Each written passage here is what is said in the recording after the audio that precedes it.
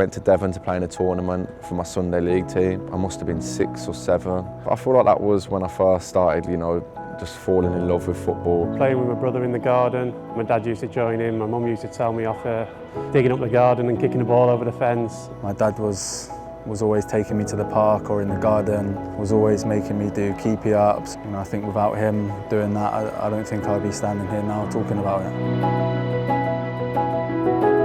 I remember being sat on the bench, getting told to warm up on about 70th minute. Didn't actually end up getting on until about the 88th, 89th minute, but just to get 5 or 6 minutes on the pitch. Last game of the season, goalkeeper got injured 20 minutes before the end of the game. Real adrenaline rush and real excitement. I remember coming on, I was playing against big Marlon Harewood actually, and I thought the size of him compared to me at 18 making my debut.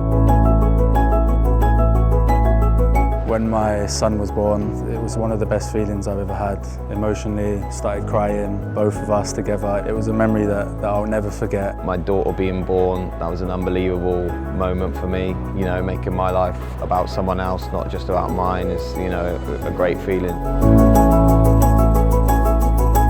Definitely scoring my first goal for England. So happy to score. It was a header. Obviously there was no fans in the stadium, which I was disappointed about, but it is what it is. I still scored for England and my family was so proud. I was so happy. The David Beckham free kick against Greece, obviously last minute of a game, losing, looking like we're not going to a tournament, and for him to sit down in the top corner was, you know, spine-tingling moment, off your seat moment at home.